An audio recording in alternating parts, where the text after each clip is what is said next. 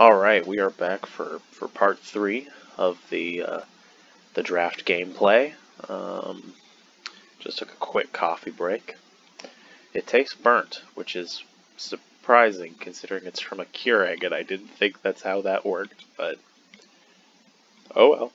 Anyways, yeah, we're at 4-1 with this Dimir control deck, so I'm pretty happy about that. I mean, hopefully we win a couple more games, but needless to say, I feel like we've kind of turned around on our bad fortune in our Magic drafting. Because a 4-3 finish is perfectly acceptable, and I feel like we could definitely go maybe a couple more wins with some good luck on our side and some good gameplay. So let's get back into it.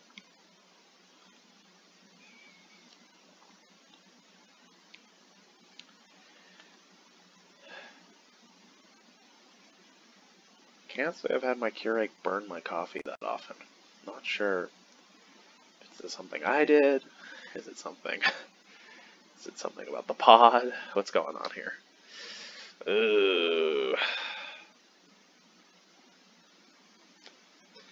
This is a decent hand, is the problem. I think we're going to keep this. We're going to kind of forget about Mystic Sanctuary. Playing at turn 1 tapped, we're going first, isn't the worst thing in the world. It lets us play Castle Vantress untapped. You know, we'll play the Swamp. So we can Charm Sleep, Tome Raider. Should be with an opt as well. We should be playing Lock Dragon fairly close to on curve, not on turn 4 obviously, since we'll be playing a Swamp probably before that, but excuse me. If this was a land, this would be like, or if this was a land, if this was just a basic island, this would be like the perfect hand, I think, but that's okay. It's good enough that we definitely don't want to mulligan away and then go down a card, so I'm just going to have the Mystic Sanctuary come in tapped. Okay, is this the dreaded Ginger Brute Cheese deck? I guess time will tell. I've been made aware of the fact that on Arena there is a kind of joke deck that tends to be in Selesnya colors that is basically like Ginger Brute Cheese. I played against it before and I don't think it's very good. It did beat me when I played against it, but it was a lot more good luck for my opponent than it was, you know, the deck itself being good.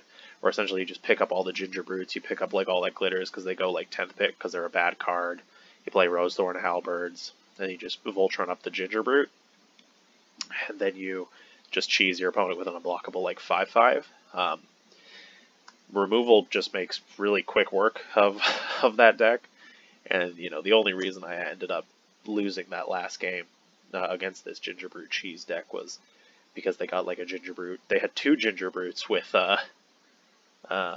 you know, 2 All That Glitters, and then like 2 Rosethorn Halberds. So it's like 2 replicants of very specific 3-card kind of interactions, and then I only had 1 kill spell, but you know, so pretty unlikely, but probably going to put the Forever Young into my hand. I'll want that for later, very possibly, if I'm going to be chumping. Well, I guess I don't chump with the Ginger Brute, but well, we're going to play the island. Gives us the possibility of playing a turn 4 Lock Dragon. Currently, we're on curve to play out turn 4 Lock Dragon. Okay, so they pay a mana to make it blockable. Well, so far they haven't kitted up or anything, so it's possible this is just like a Selesnya deck that's using a Ginger Brute.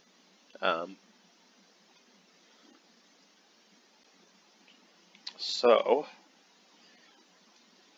this is tricky. I think I'm going to rummage away the opt because it's going to do a similar thing. For, you know, we don't get the scry, but we will get the draw at the cost of, you know, no mana versus 1 mana. I think that's probably worth it. And I want all the other cards in my hand, you know, I don't want to get rid of the Swamp. Well, such is the danger of, you know, looting versus rummaging, is if that was a loot effect, I would have been able to keep the opt, because I would have just pitched the Swamp, because I now have another Swamp. Oh dear. Okay, well, I have Charm Sleep, so for just such a dangerous creature to pop up. So I am going to slap this down. Tap down that questing beast. I'll play a swamp for turn. I am gonna just full swing in with my goon squad. I am gonna throw away the island. I have enough islands, you know. I would like to. I would like to keep this swamp so that, you know, I got my 2 double pip black cards. So, yeah. So we just rummaged away an island to get another island. So we're really happy about that. You know, we just improved our next draw probably, like, significantly. And if they're gonna have cards like Questing Beast, yikes. Okay, so that might just be a food deck. So they might just be running Gingerbread because it's a food thing. Which totally works.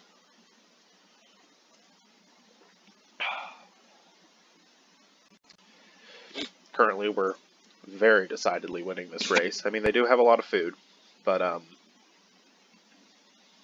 it costs mana to do that, to, you know, use food, so they'll lose some tempo if that's what they're going to do, but, you know, we'll swing in for 4 here, and this time we will get rid of the swamp, because we have our 2 swamps we need. Excellent. So, yeah, again, the power of the Lock Dragon really gets to be on full display here, because we just, like, you know, what did we? We just got to rummage away 2 lands that we don't need, and it dug through 2 extra cards in our deck, and now we're playing a Tome Raider, a real card that's going to replace itself immediately, and, you know, it's going to just prove, having been able to draw 3 extra cards off of this is just going to prove invaluable as we, you know, go forward and kind of dig to better stuff. I'm not going to play the Overland Print this turn in case they do something cheeky with the Ginger Brute maybe next turn. Like maybe they're just waiting to get all that glitters or something, which would be excellent given their board state. Oh man, well, that's not ideal. I don't fully know how to deal with the Questing Beast anymore. I cannot chump it. Casting so tiny doesn't seem extremely good, but we might have to, because taking 4 damage a turn is definitely not gonna work for us, unfortunately. Hoping we could use this on like a Ginger Brute or something else, and we could have kept the Questing Beast kind of tapped down, but yeah, running Artifact and Enchantment Hate in the main board is, I think, very wise for this exact reason. Okay, so we're going to play the Overwhelmed Apprentice. Fortunately, we can't continue our attack in the air. I think we keep both of these cards. Let's just quickly check the battlefield. Dang it. Can I move this out of the way? My little recording blip is in the way. That's annoying. So they got a Questing Beast, they have the Prize Griffin, they have 2 foods, and they have the Ginger Brute. Run away together. That could be helpful. We can use it to maintain tempo with the Moonlit Scavenger. I think we will play the Moonlits. We'll probably keep this as is. Excuse me. We're going to play Golden Egg, which will let us draw our Moonlit Scavenger, and we will pass the turn, you know. Thankful, again, still thankful that we got to attack. We got to cast and then attack the Lock Dragon a few times, because it really, imagine if the next 2 draws we saw there, I mean, granted, we did get to scry there, thankfully, but imagine if those 2 draws were just lands, you know. We would, of course, scry them to the bottom, but we probably still would have had 1 land in there, and just, yeah. Oh man, this was really aggressive. This kind of sucks, but I think I'm going to have to block the Questing Beast with the Lock Dragon and just lose it. As much as I'd like to like run away together with it, I think I'm going to do this, because they are playing such an aggressive like strategy right now. Like, they have really got us on the ropes.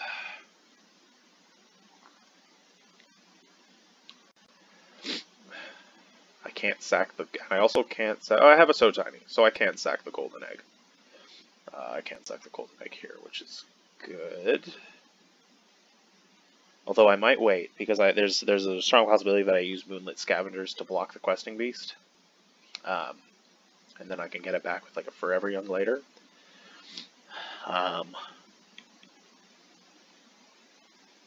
So I might want the Golden Egg around. And I don't think we're in danger of dying in the next turn.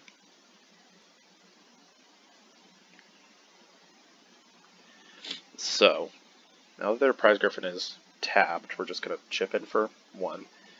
Because our Tome Raider was not going to block anything anyways this turn. We will cast the Moonlit Scavengers. And we will bounce the Prize Griffin.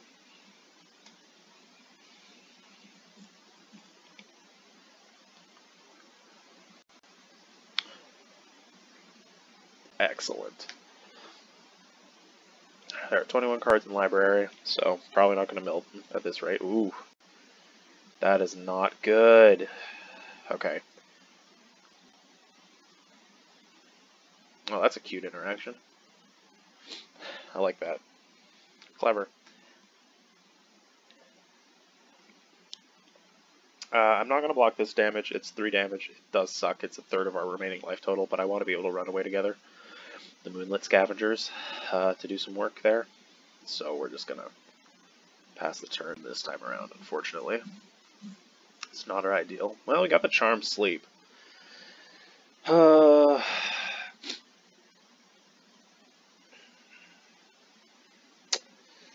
Charmed Sleep will probably have to save for like the Griffin, I think. Because we're planning on, when they attack next, we're planning on,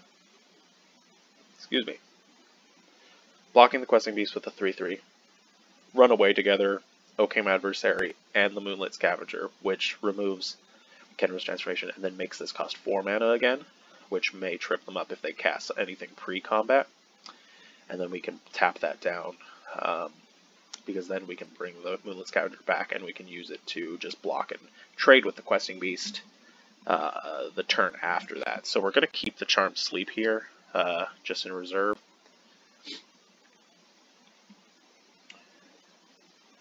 We will attack with the Tome... Well, maybe we won't attack with the Tome Raider.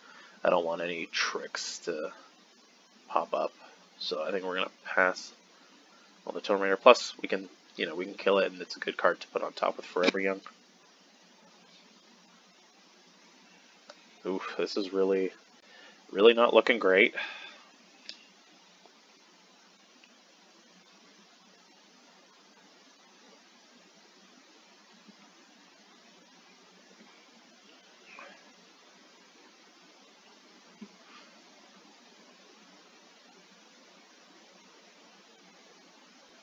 Okay, so it's unblockable, not surprising.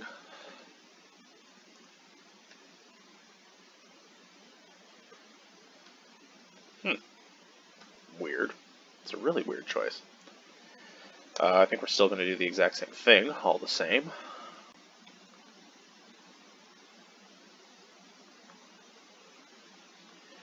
Bounce and bounce. This can come back down.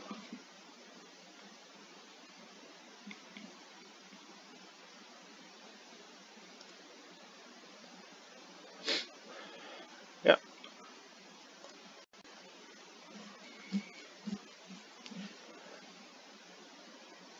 We'll bounce the Prized Griffin again. Or will we tap it down and Reaper of Night? I think we might tap it down and then Reaper of Night. We'll make them discard 2, so they'll either discard Oakham and something else, or they'll discard 2 remaining cards in their hand.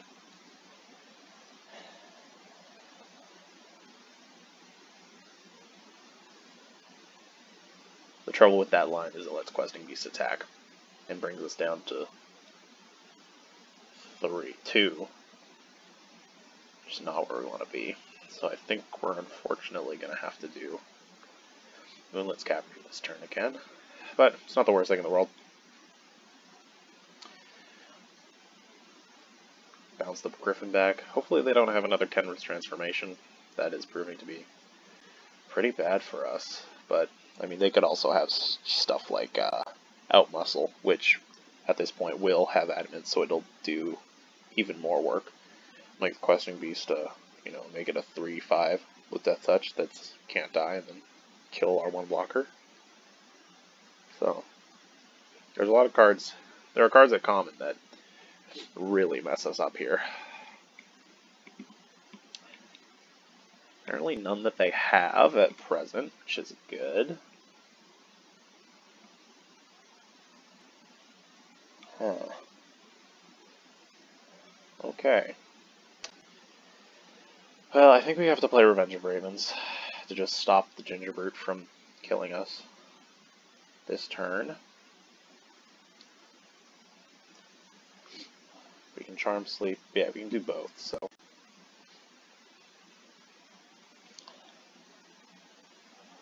Well, it'd be kind of nice to have one more mana. I'd rather like make them discard and play Revenge of Ravens and then chump with the Tome Raider, but I don't think that's going to work out. So I think we're going to cast Revenge of Ravens here to stop them from cheating us, you know, like doing something to cheese us and possibly finish us off.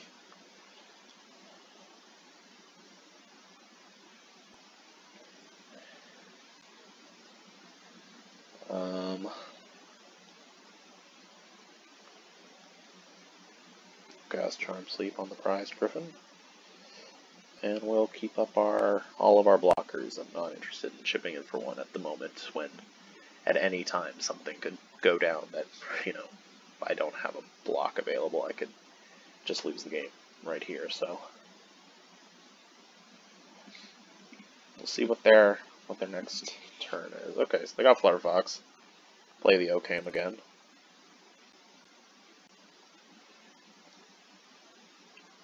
Again, not great for us. We can make them discard their last card.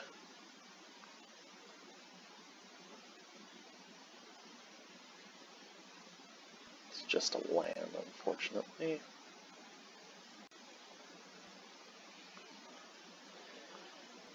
I think Forever Young's going to come in handy next turn. But we'll keep up mana for now so that we can pop our Golden Egg to go back up to 7.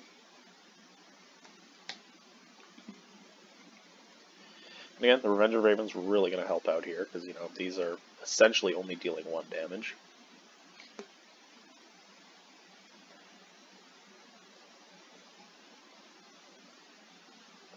They do have life gain, so they can much more liberally attack us, despite having the Revenge of Ravens, but I'm pretty happy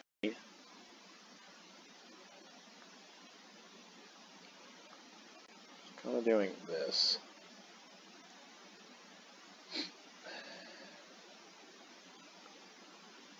And then we can Forever Young pretty well. We have a lot of cards to Forever Young now.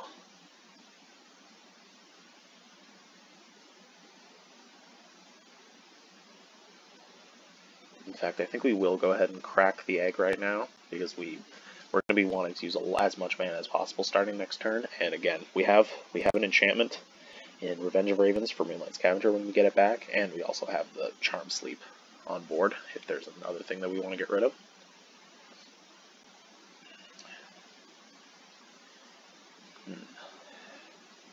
Considering we're at 10 life, I think I might play Reaper of Night to trade with the Okame Ranger to then Forever Young. Their board's not super aggressive anymore. It's doubtful that they have another Questing Beast, and like these colors don't haste very often. So with 1 card in hand, I think I'm going to pretty comfortably play Reaper of Night here, and happy to trade it with the Okame adversary to then get back with Forever Young. So that we'll be in a situation where we are truly just going to be drawing gas and gas and gas, because we'll have just we have like 5 creatures in the graveyard right now, and well, that does change things, unfortunately.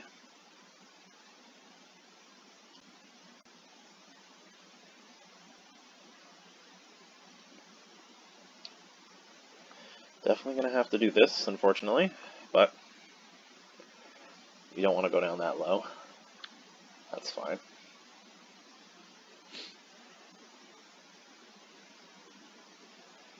So, we can cast Forever Young and cast Merfolk Secret Keeper in the same turn, correct? Yes.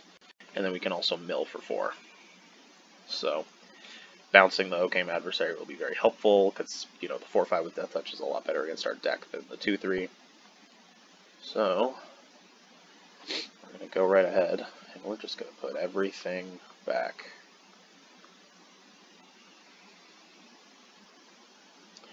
Now, the order is probably going to be somewhat important, so we'll be... So, we want Moonlit Scavengers first, because we're going to draw it, and then we bounce it. We probably want Reaper of Night somewhere near the top. Actually, we want it probably after Lock Dragon, so that we can play something that can just trade with the Flutter Fox and then prevent an aerial victory for the opponent. Reaper of Night can come after, it can come down just as another 4-5 if it needs to.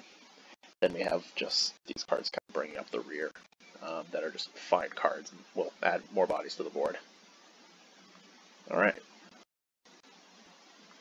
So, we're going to bounce the Okame adversary.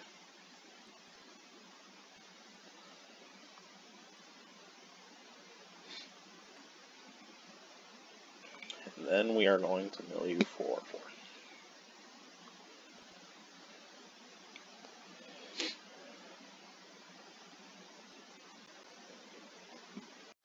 Decent stuff, didn't hit a single land, which is great news. They do have a lot of lands in play, so our mill is probably going to be pretty effective at this point.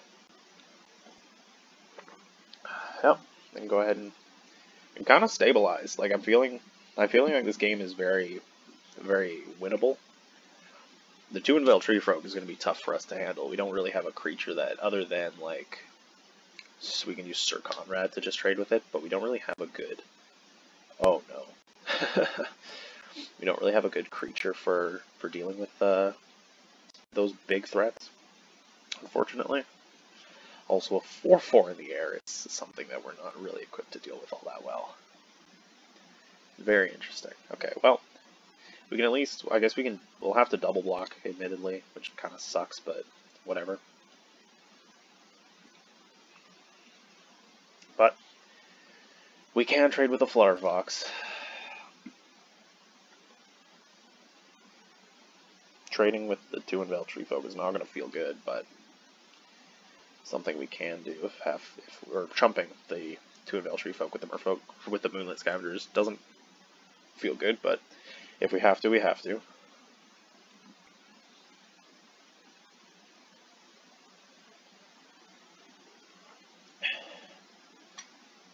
Interesting. I wonder why.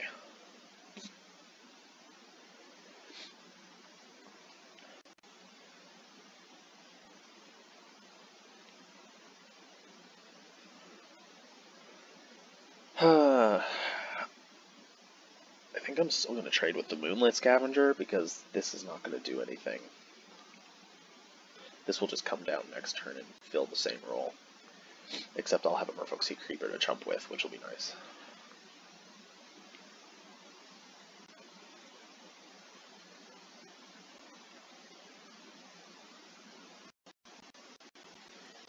Yeah. It's a scary board.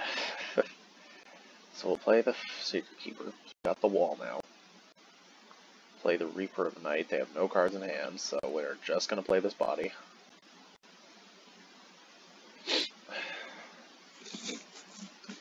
And we are going to double block the Flutter Fox if needed, because that is a really good way for them to just win this game.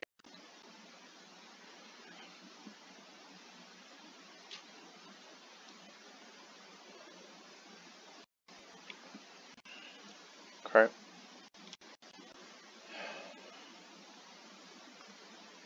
I think now we're going to do this. Let's see, because I'm happy to make this trade, because I'm going to be playing a Tome Raider next turn. And I feel like they would have attacked with a Flutter Fox if they had a combat trick in hand. So they can draw a card with the Okame adversary, that's fine. We might get them through milling, or through decking themselves. Does not bother me. Oh god, everyone's gotta have fucking Sir Alan, I tell you. Alright, well. Let's bring out the Tome Raider. Let's make some good scries here.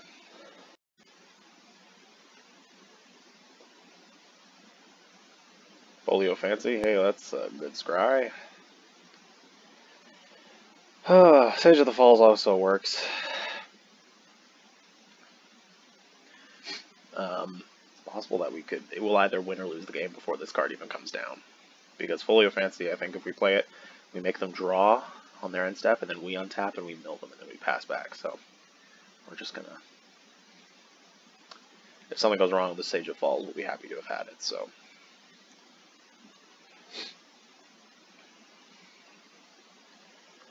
Happily pass the turn. Ready and willing to chump block like crazy. They've got 3 cards in the library. Okay. They got a lot of food, so they could really attack with whatever and whoever they want.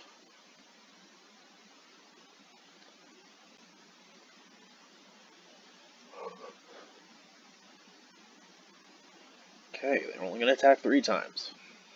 Go down to 2. They're effectively at 8. Everything else that attacks gets, or everything else, I guess, gets 1/1. So, Master Blockers will make that bounce. Chump. Jump.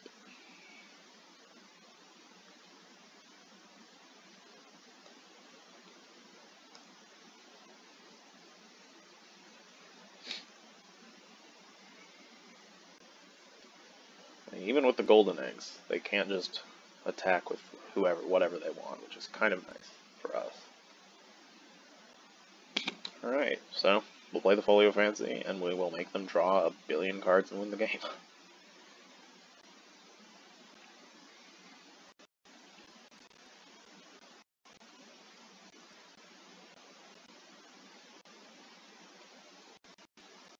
We have enough for 3, we'll make them draw 3, then we'll untap, and they will attack. Wow. Close game. Almost clicked on the wrong one there.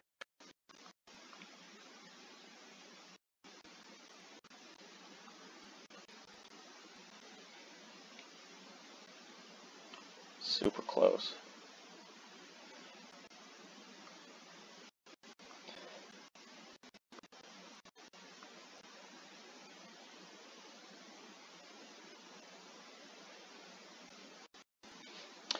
Alright.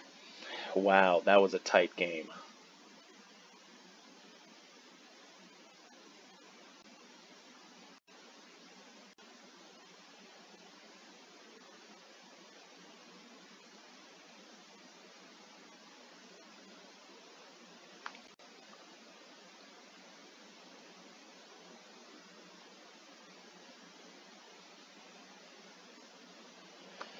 Alright, 5-1. Feeling good.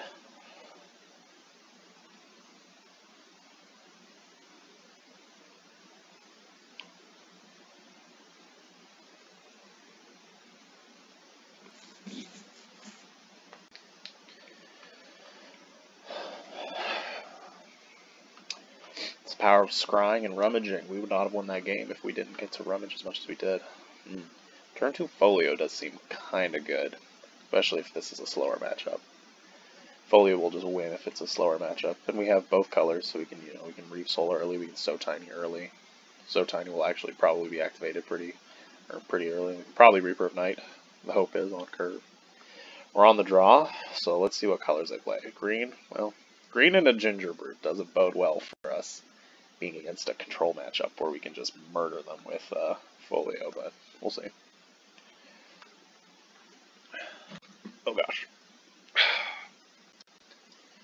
Oh boy. So it's an aggressive already. So we're seeing Gingerbrute in an aggressive deck, because that card just 1 mana 2/2 essentially. So we'll see about this.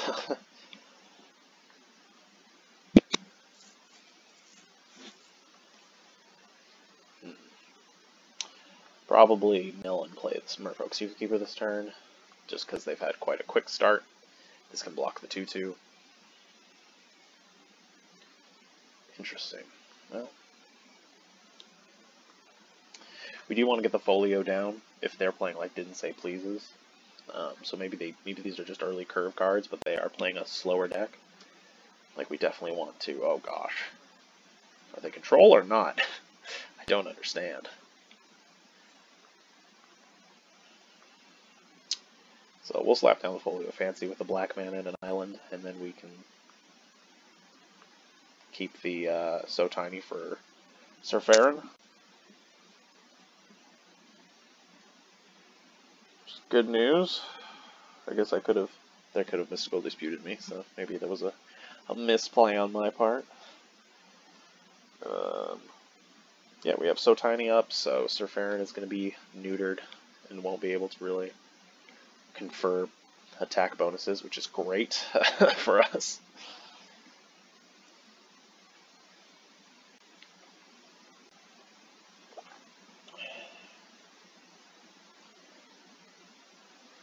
Oh, I see. They want me to not be able to block with it this turn.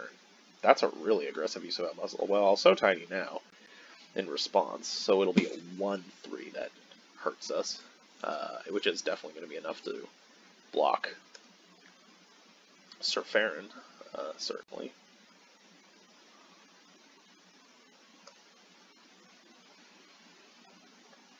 Fortunately, we can't use it to block the 3-3, but that's okay.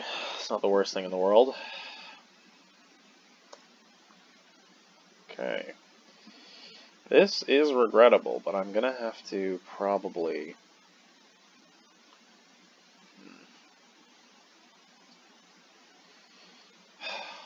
It's really... I might have to cantrip with Forever Young here. No, I think I'll Reave Soul first. I'll give it one turn, because I'm really actually needing to like recur my Reave Soul with the Mystic Sanctuary this game. So I think I'm going to Reave Soul the Wildwood Tracker. No, I'm going to Reave Soul the Gingerbread, because it can become unblockable. And with that 1/1 counter, Surferin does still confer a 1 power boost. Yeah, it's tricky. We're kind of in a... Oh my. Oh geez. Well, this is such a weird game. I think we will block with the Merfolk Secret Keeper, so we can Forever Young it back on top of our deck. Mill them for more, so Surferin, once we mill them for, that much, then Surferin will not be able to add any power to the Wildwood Tracker, which will be good for us. So we're missing some land drops here. So, yeah, pretty glad that I didn't opt for the Forever Young, just a cantrip this time. Hopefully we draw. Oh boy. Hopefully we draw something, I was going to say.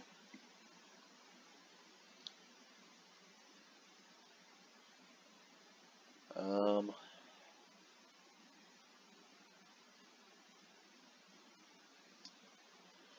think we're going to have to play the Mystic Sanctuary, unfortunately. It was a bit greedy. We got punished for it. I don't think it was a huge mistake necessarily, because we really did need that Reave Soul, but I think now we just can't afford to not be using it here, so...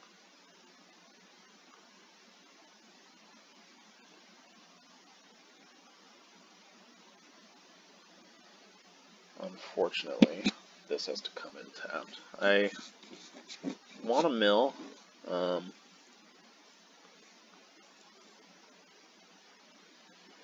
It makes Surferin a lot weaker, which kind of helps us out a little bit. It kind of reduces 2 damage off the board.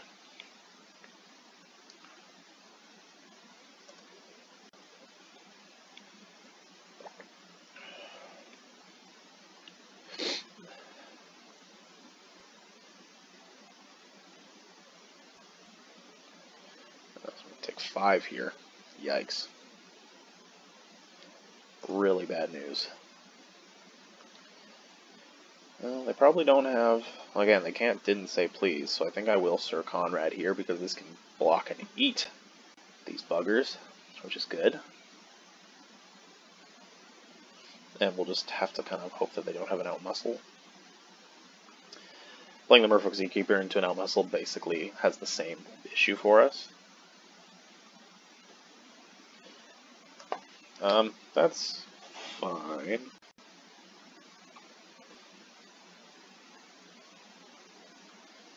For Fables. Ooh, that's not fine.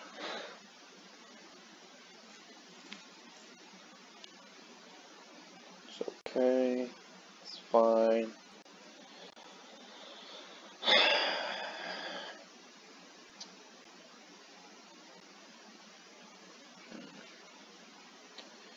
want to get one more land for Reaper of Night. We may very well folio Fancy just to make sure that we can get our 7th land drop. So we might folio for 2 or something. Because we don't really care about the discard, unfortunately.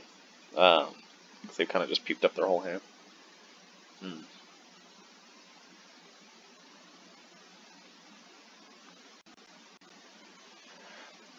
But getting the 4/5 down will be helpful.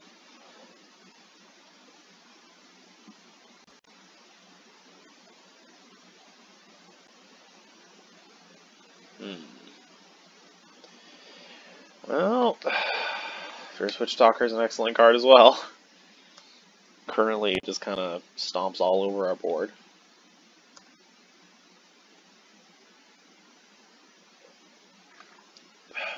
Okay.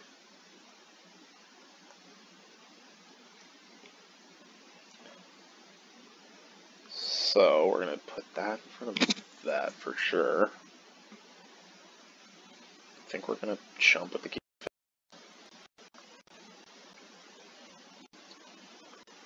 Oh boy.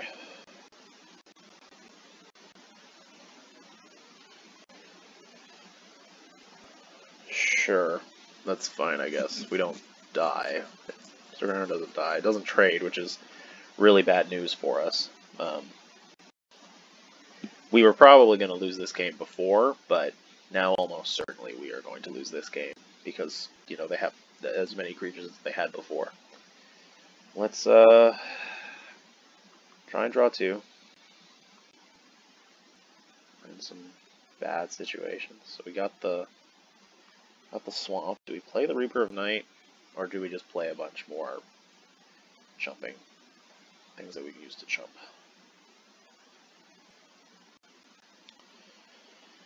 I think we're gonna have to just play stuff that we can chump with.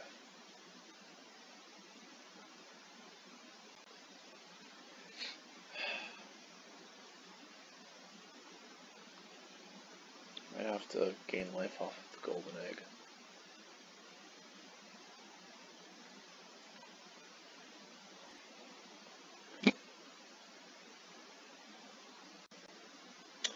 This game is pretty much over, almost certainly. Just all the green cards they could possibly want. Boy. I think we will sack the egg for food, because next turn we have an island, which means we can overwhelm the Apprentice and Reaper of Night.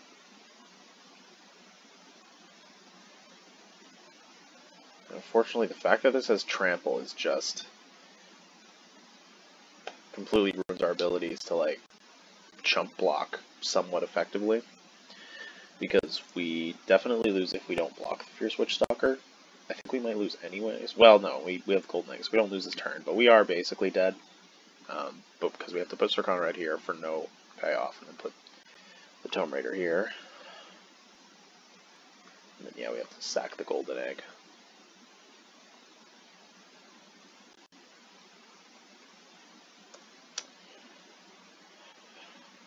Man, yeah. I get to draw a card.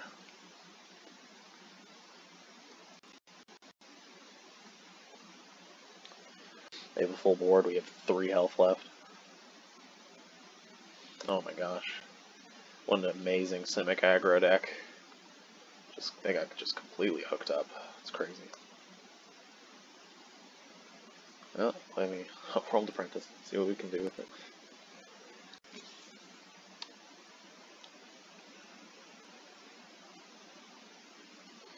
Yikes. You gotta be kidding me. Now I'm getting all the lands I need. Now that I don't need them. Well,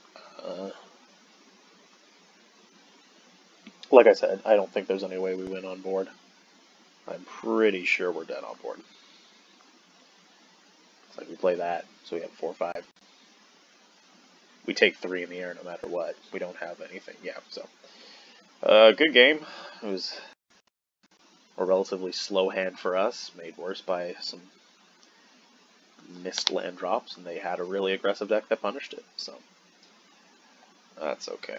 We're still doing quite well. Finished off a quest there. We're at 5-2. I'm going to use the restroom. I will be right back.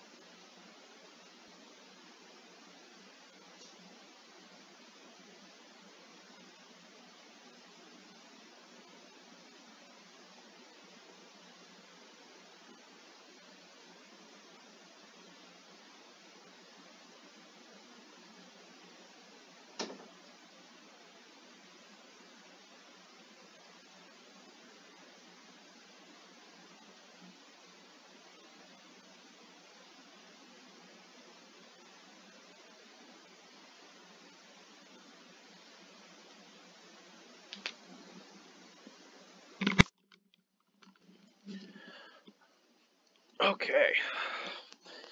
Well, currently 5-2, so see if we can go 6-2 or 7-2, or we'll go 5-3 or 6-3. Let's see how we do.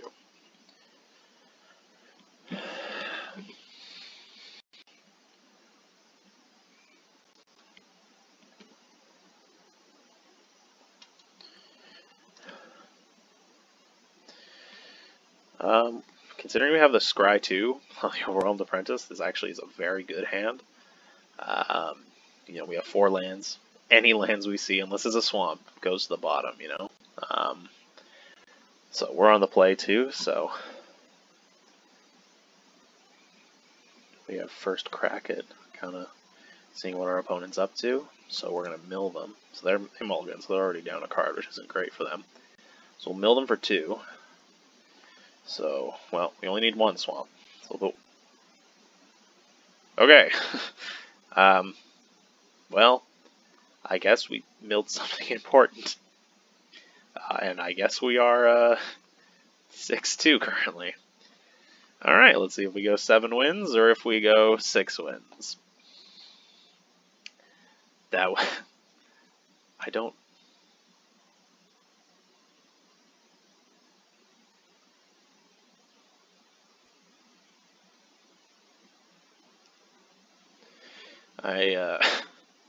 Yeah, I don't know what the logic was there for them, but alright, so we're on the draw. This is a great hand.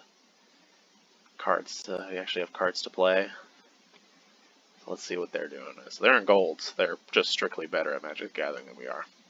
Well, that doesn't bode well. That card usually. Good stuff usually doesn't follow that card.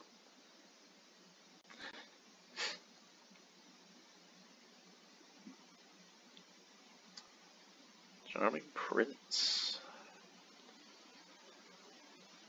2 mana, 2/2, Scry 2. That's a good card.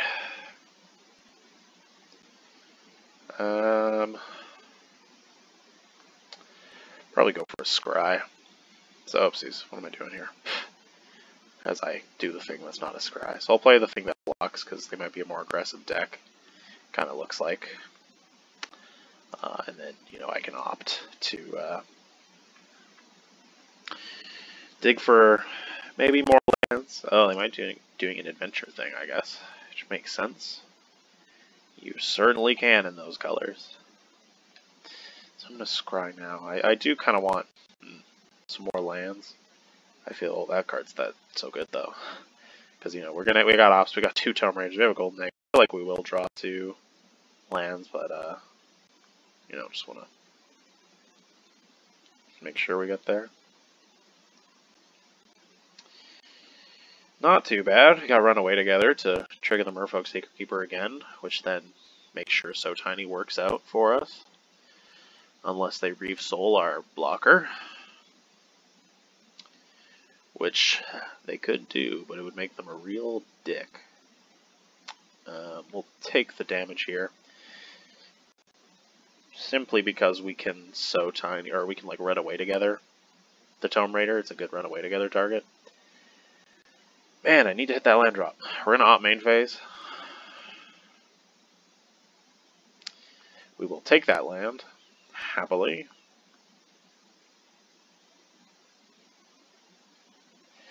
I think we should play the Tome Raider here. Well, hold on.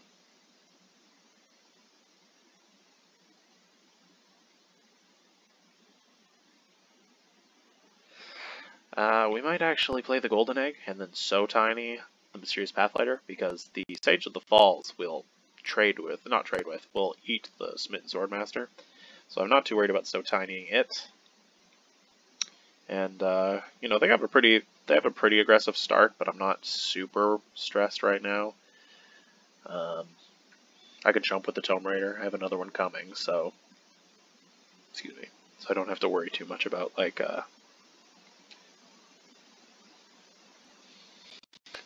not having a good target for Runaway together. So I think we'll do that here. The problem with the So Tiny, I suppose, is that they can, get value from it by Witch's Ovening the target, so they basically turn all of my removal into food, which sucks, but, I mean, considering my deck's more controlling, I'd much rather them have food than a creature, so.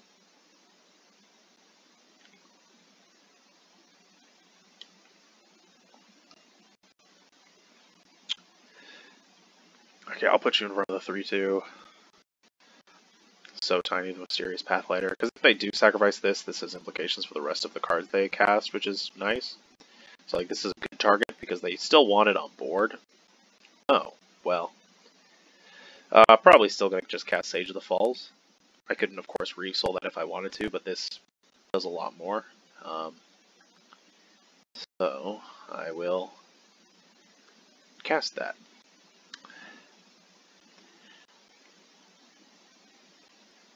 Love to draw a card.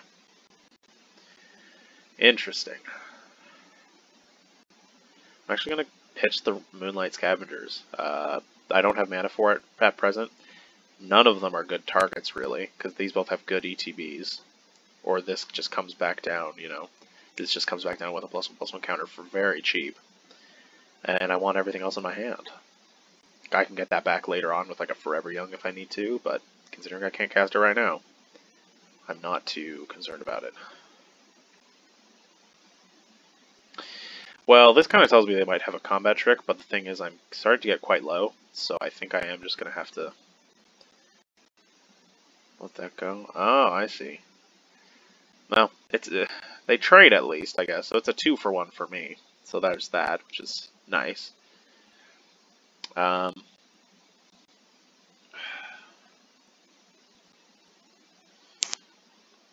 cast Tomb Raider here, see what I get.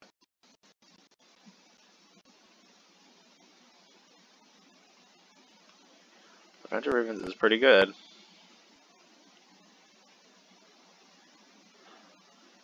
I do not want to run away together. The Charming Prince. They're in top deck mode, which I like, and I don't want them to have a scry. So I think I'm going to Reef Soul that so that, you know, they'll turn into a food, sure, but that's kind of fine with me. I don't want to run away together it, and I don't just want to chump with the Tomb Raider as a third option, and I don't really want to So Tiny it either. So I'm going to Reef Soul here. So they'll turn it into food, whatever. It's the strength of the Witch's Oven. It's honestly quite a decent card, you know, it kind of blanks removal and turns it into something useful. But, you know, now they're in top deck mode, so I have a few more options than they do. They're at a really high life total, but that just means I'll kind of go in on my mill strategy to close the game out. Well, do they top deck Forever Young? They're kind of looking at the graveyard that way. Oh, okay, Barrow Witches. Great card as well. They do get a card back. Smith Swordmaster they get. Huh. Not great. I don't really want to So Tiny the Barrow Witches if I don't have to. I might bounce it because they don't have another Knight in their graveyard, so next time they cast it, it'll just be a 5-mana 3/4, which isn't ideal. So, perfect. I could just Reef Soul the thing.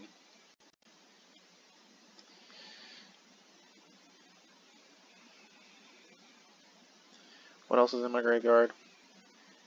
Just Ops. Yeah, let's put Reef Soul on top. Reef Soul is quite good. I would love to. So I'll draw next turn. So this turn, I'm going to play Revenge for Ravens. So with the Runaway Together in my hand, I can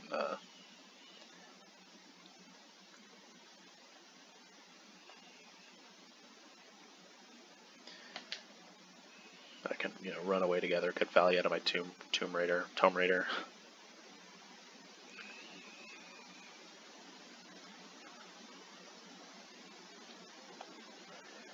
I don't want them to, like,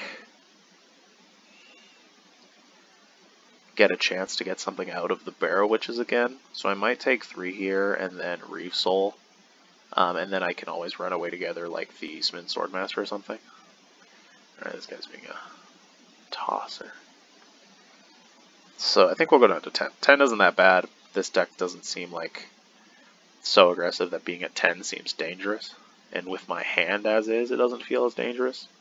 So I don't think I'm going to block here. I think I'm going to take 3. Be happy with it. Yeah, because we want to Resoul now. You know, if we bounce, then they can just keep this in their hand, because I have to deal with their Knights before before this comes down again, and then they get value out of it, which I do not want. Okay, they're going to Curry Favor, drain me for 1. Sure. Works for me. Just going to rip off that Reef Soul right away. Got a lot of good ETB cards. My Runaway Together is proving to be pretty ineffective. Well, not ineffective, but it's not doing exactly what I want it to be doing. As it's really just letting them reuse Scries, or letting them curry favor again if they want to. You know, it's not exactly completely dominating. I think I'm going to not attack again. Again, basically just took 1 damage from this Lost Legion. I can scry 2 this turn with my Castle Vantress, so I can hopefully have better answers than using these really ineffectively. Because presumably they can't possibly play. Yeah, like Prize Griffin. Yeah, Prize Griffin's a good thing to run away together. You know? So I'm glad that I was a little bit conservative with my removal there. I might keep 1 swamp on top. It's a slow turn, that's for sure, but I might have to crack the egg for food. And I do not want to, you know, I do not want to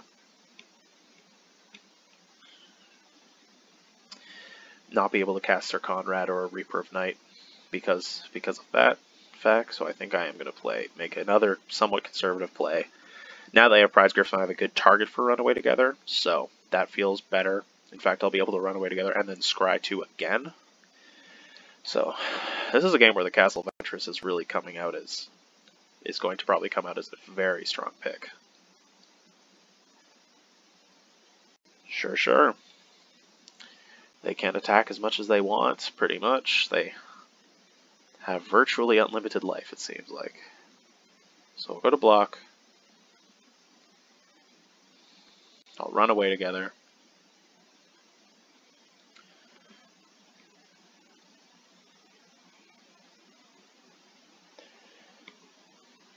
So good turn for me. They attacked with both creatures, so I gained 2 life and got to make the run away together tempo play. But we're definitely not out of danger yet. I mean, their deck is good.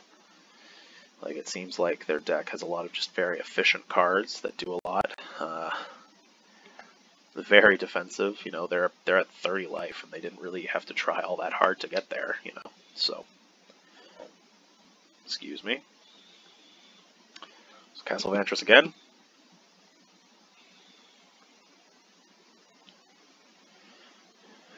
So I'll probably take the Lock Dragon. I don't think I'm going to rummage, but the Lock Dragon will be... The Lock Dragon is actually not ideal against their board, unfortunately. I think I'd rather just put that to the bottom and see if we can't go for something a lot more impactful. Queen of Ice is arguably more impactful.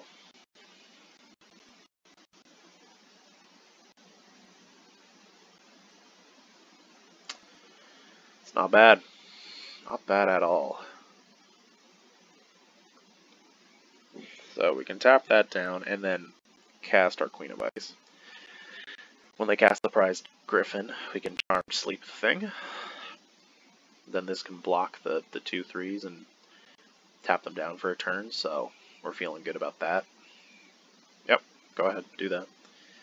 We'll cast Charmed Sleep now. They can sacrifice the Griffin if they want to. But yeah, that's totally fine. They might have stuff that lets them remove counters and stuff. Or counters. Auras. Which is why they haven't sacked that card response. Definitely do not want lands. Doing a lot of scrying this game. I'm actually curious to see how many cards on the bottom of my deck I can see. 5. So we've scryed 5 cards to the bottom, and we have 16 cards left in library. It's pretty good. Alright, still no attacks.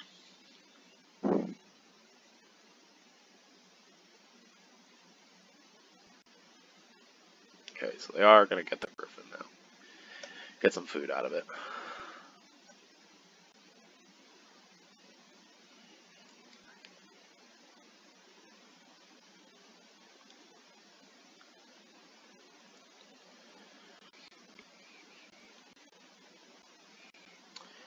I think here I'm happy to put the Overwhelmed Apprentice in front of this creature, because again, if we get Forever Young, we'll be happy to have that in the graveyard to get back for a little extra milling and scrying. For now, that's okay.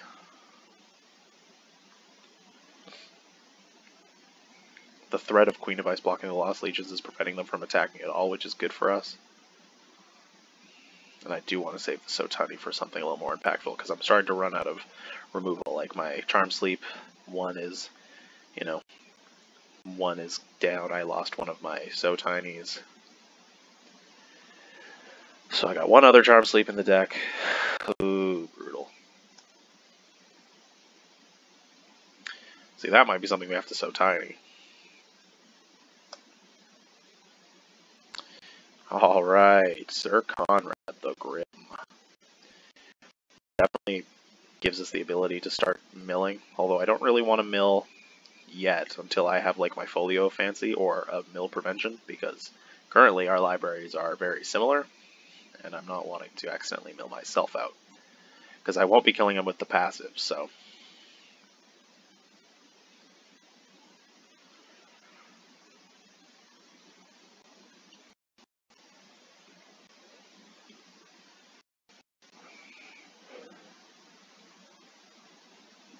Sure.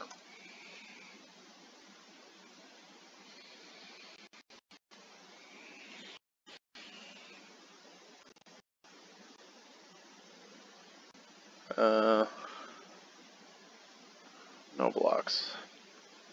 Put Sotani on here. So they can't really damage us in the air. They don't seem to be able to attack us on the ground. Ooh, that curry favor though. For 5, geez, glad they don't have like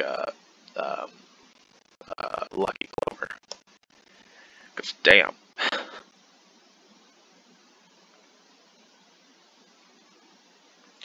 Alright, let's go up to 10. Oh no! Well.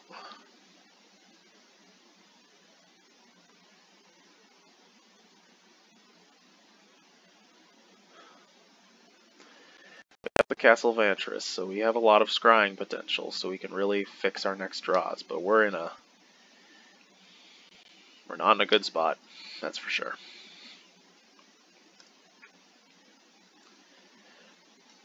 We can jump with the Tome Raider here.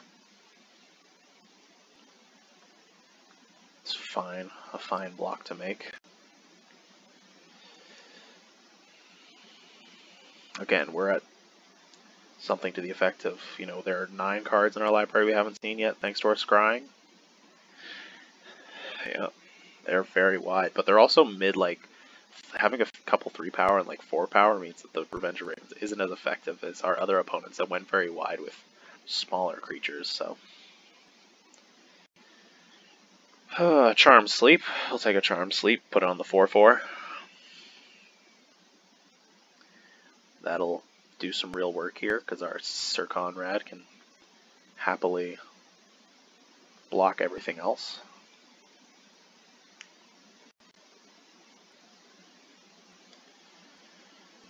Alright, we will pass the turn.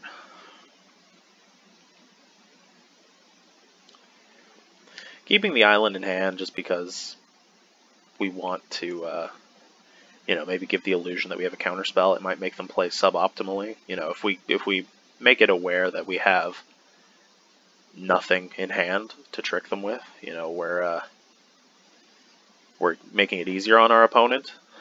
They will presumably play as though we don't have counterspells, and their board state doesn't really care about a counterspell in hand either, but in general, we don't need to have 9 mana on board. Everything we top deck is going to cost at most 7 mana. So keeping the island in hand, gives us the illusion of having answers, which might make them play in ways that they wouldn't otherwise.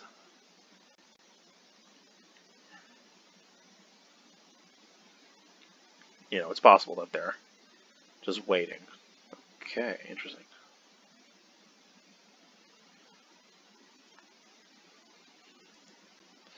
Well, again, things are not looking optimal for us. So, I think it might be a trick. But we are going to go ahead and make those blocks there. There's probably something to this. An outflank makes sense. Again, milling both of us isn't good for us, unfortunately.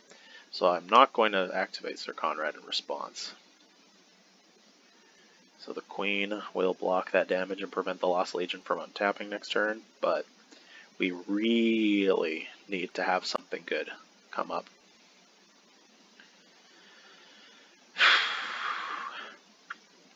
Probably keep the Reaper of Night on top, just play it as a body.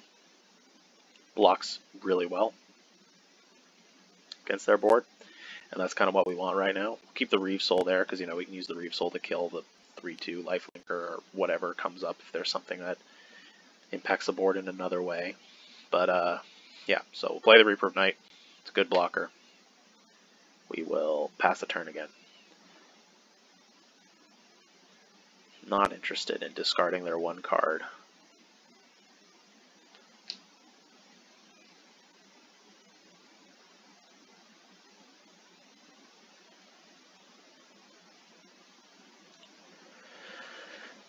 Again, Revenge of Ravens, while not optimal in this situation, is really putting in work, preventing us from, yeah, like they just have to straight pass the turn. That's kind of crazy.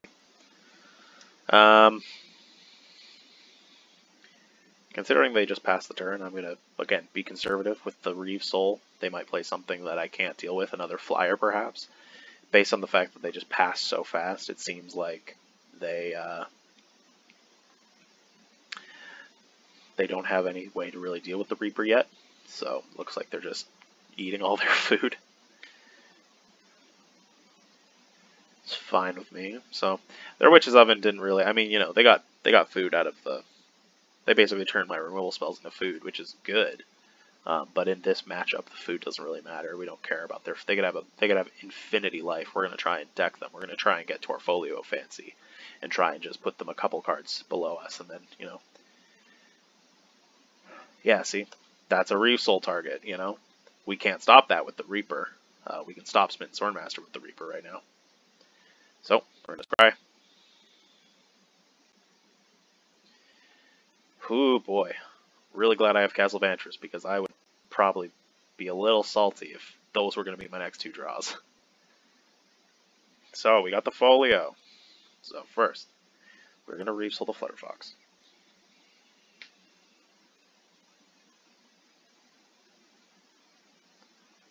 Go ahead, bake it into a pie or something. Or I guess bake into a pie is already a different card, but we will play the Folio Fancy. I'm going to put full control on because I want them to, I want to mill them for 2 after their draw step. No attacks.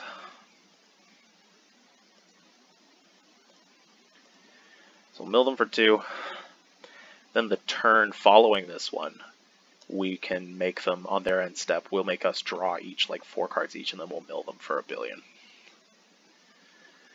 So they can draw. We mill them for 2. Puts them down to 8.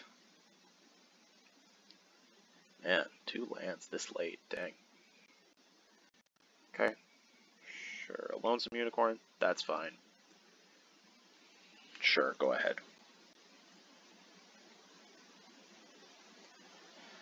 Yeah.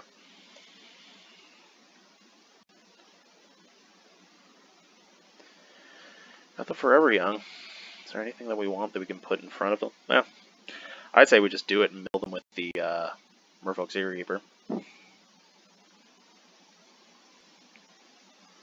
Unless, so we have 9 mana, so we can Folio for 4. No, let's just do the, we build them for more total if we use the Merfolk Sea Reaper and it puts something into play, so. We're going to Forever Young, and we're going to Forever Young just everybody.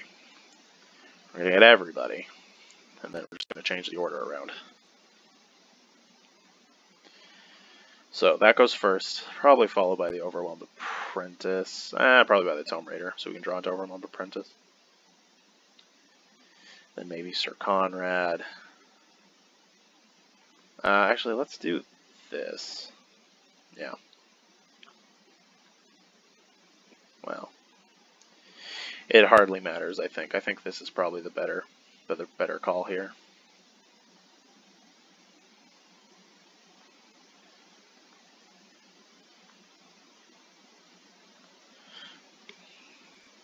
So yeah, we get to mill them for 4, bringing them down to 4. Ooh, they had a Murder's Rider. Wow, pretty good. So yeah, they concede. They can't win in the next 2 turns. We make it to 7 wins, 7-2. All right, the streak is over. It feels so good to have a successful draft again. Love it, love it. I'm glad I recorded this. Now I have this for all of time that I can go back to in the dark times when I do go 6 drafts in a row where I don't draw, where I don't have any good luck and I just lose all my games. So let's